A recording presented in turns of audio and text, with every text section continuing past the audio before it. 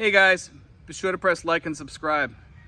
Today guys, I want to share a story with you, and I think it's a great story to show you guys what can happen, you know, when things strike, you know, when bad things strike, this kind of brings together everything like the expats that are over here try to tell other expats to be careful about, and when people don't listen, what happens, okay?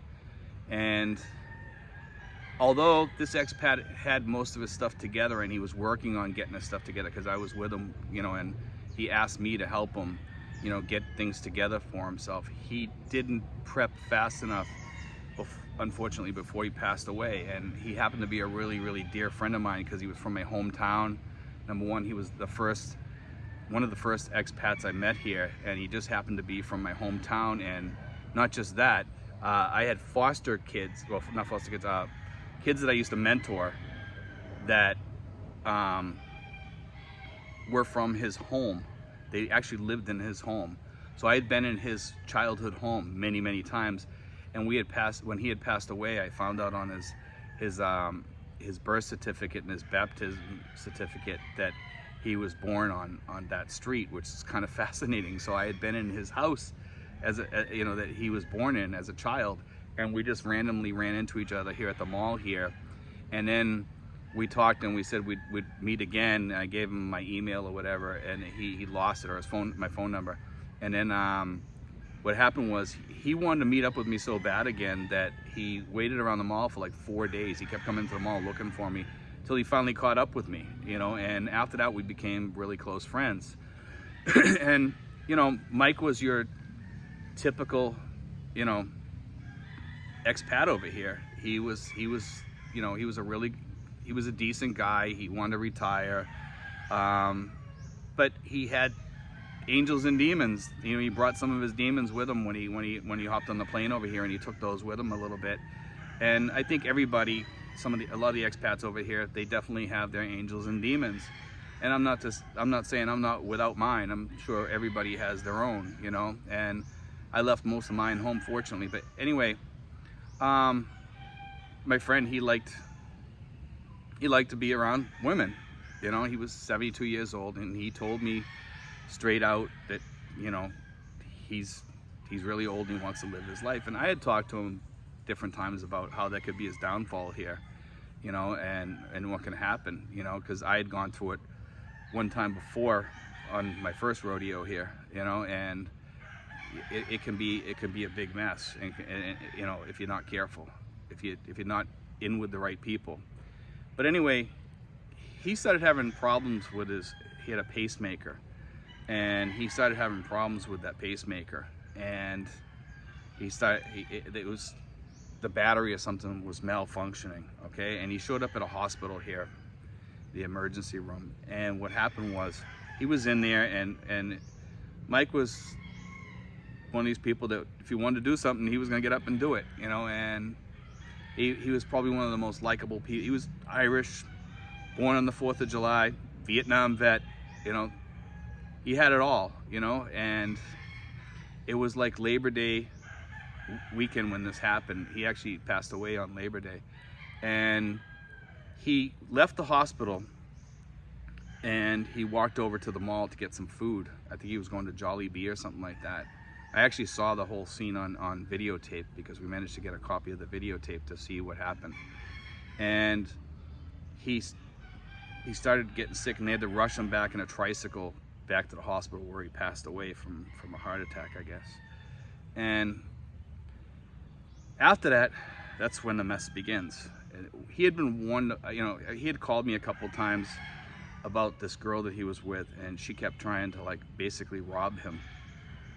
And he called me over, but then she'd say, no, I didn't do this, I didn't do that, you told me this. And it was just a big mess, and I had to kick her out of the house for him a few times. He called me over to help kick her out of the house, but somehow she'd always end up back in the house. Sure enough, you know, she was just basically a gold digger. And what happened was she showed up at the hospital because the guard at the mall knew her and called her, and then she showed up at the hospital and then immediately took the wallet out of his pocket. and immediately shuffled him off over to a funeral home. She wanted to get him cremated, I guess, really, really quick, so that way there she could get rid of the ashes, get rid of the evidence, and she could hold on to all his wallet and use the ATM, because she knew all the numbers. Mike would trust her sometimes to go down and, you know, get money. And I told him not to do this, but I think towards the end there, he was getting a little shaky. He wasn't his usual self, like in the past 2 months or whatever, or past month of his life. And I could see like he was kind of failing, and I think part of that was the pacemaker was failing on him, the battery or something. Things just weren't the same. There was something different about him. He was still himself on some days, and other days he wasn't. But anyway, what had happened was she knew all his information to get money out of all his cards, and she remembered everything. And the first thing she did was she just wanted to get the body cremated, and somebody called me and told me where he was, and I immediately got the police involved. And next thing you know, she's telling the police she's the common law wife of this guy, and she hadn't been with him for probably more than a month or 2 months, and she's trying to sell the cops this big lie that she was the common law wife, and she was supposed to get the wallet.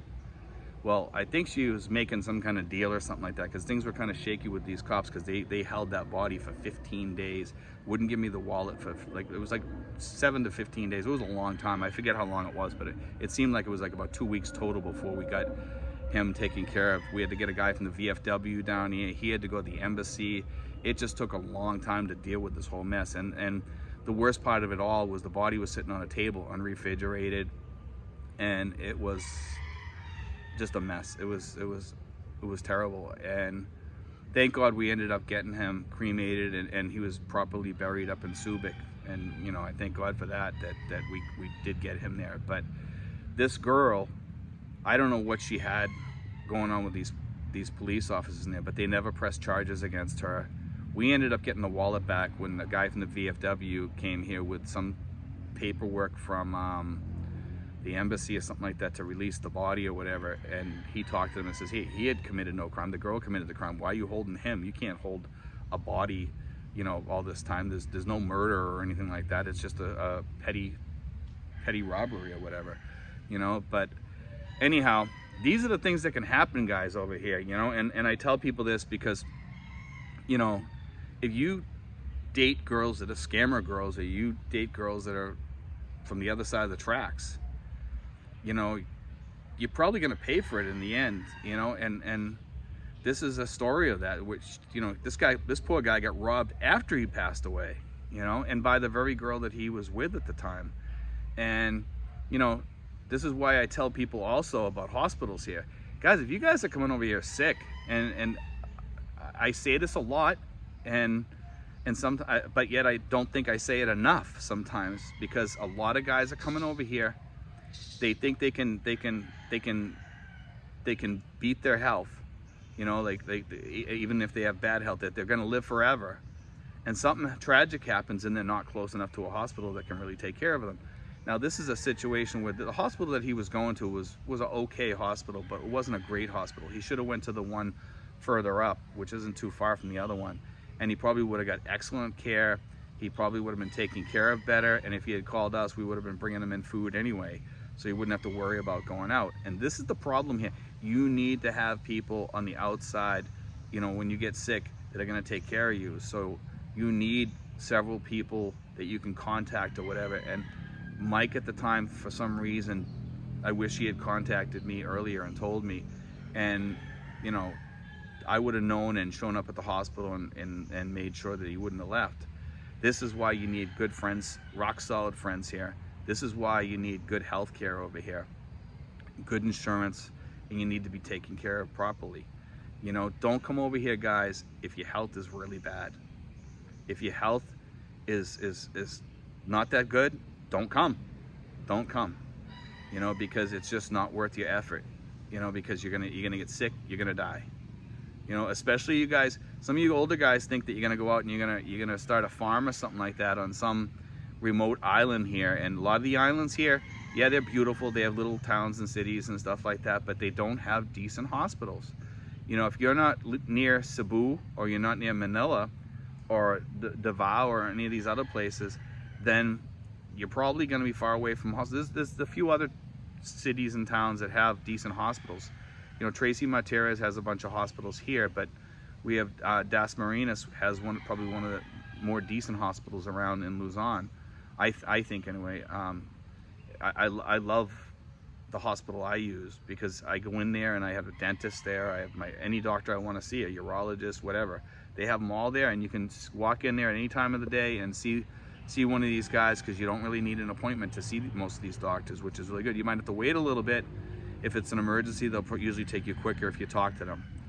You know, and I speak to this, guys, because I've been through some of this stuff. I've seen people go through this stuff, and you guys are always asking me healthcare questions. You know, that's the #1 question I get. But it's when I talk about healthcare and insurance, it's one of the videos that get the least amount of watches, but I keep on doing those videos to hit hard on it, to try to get you guys to listen. You know, because I mean, this like I said, this is a shining example here. I don't want to rant and rave about this, but I mean, I've seen too many people get sick over here. There's too many people die. I've had probably like about 3 or 4 people that I know of over here that have passed away, that could have probably lived if they had, you know, seek better treatment than where they went. They end up going to, because, and I tell people, if you have really bad health, such as heart issues and stuff like that, you should live close to a hospital, because, and make sure you have a ride too, and somebody that will take you there. You know, you may want to have somebody, if you got enough of a pension, you may want to hire a driver, you know, so that you always have a driver available. And you know, it doesn't cost much to live here, and to, you know, have a driver living near you. You know, it's just something to think about, because, man, like $2,000 to $3,000 or $4,000 pension here goes a long way. You can hire a maid, you can hire a babysitter, you can hire a caretaker, whatever you want. You know, it's not that pricey. In some ways, I bet you could even hire a nurse here if you needed a nurse. So at least you're getting some care at home. But anyway, guys, I just want to throw that out there, because that story, I was thinking about that, and I said, you know, I got to share this with all the subscribers, because I think it might help you guys. It just gives you a look at what can happen to you here. You know, and it also talks about the scammer stuff. You know, it addresses that. And I want you guys to realize, if you come over here, you meet the wrong person, that person might even push you into having a heart attack or something like that. And we don't know exactly what happened towards the end there, like the last week, but Mike was very stressed in his last week about some things that were going on with this girl, and this girl kept coming back into his life, and he had told me, you know, that things were going on. And like I said, he asked for help several times, and we each time helped him, but this girl kept forcing her way back in there. And unfortunately, he lived a little bit of ways away from me, so I had to, you know, keep going over. If I had tried to talk him into coming living closer to us, so at least we could have gave him some care, more care. And the girls kept talking him out of it, because they wanted to have their fingers in him, you know, like they wanted to make sure that they had a hold of him, because that was the money train, you know. And this is why I tell you guys, be careful of finding the wrong girl here, you know. And I don't want people to think that all Filipino girls are bad here. The majority of girls here are good, decent women, okay? The majority of them. When you go for a girl that's more poverty-stricken, they're probably going to be looking for money more than a girl that has a job or something like that. And I tell people, try to find a girl halfway up the ladder, you know, that's not poverty-stricken and that's not wealthy, you know, but a girl that holds down a job or whatever, it's probably the best route. Some guys get lucky and they find a decent girl, and you know who you are, you know, and we're really lucky. Sometimes you find a girl that's poor, and I don't want to sound like all Filipinos are cookie cutter, because they're not. But I think your chances are better if you find somebody that's like halfway up the ladder financially and does have a job. But anyway, guys, I just want to share that, and God bless. Take care.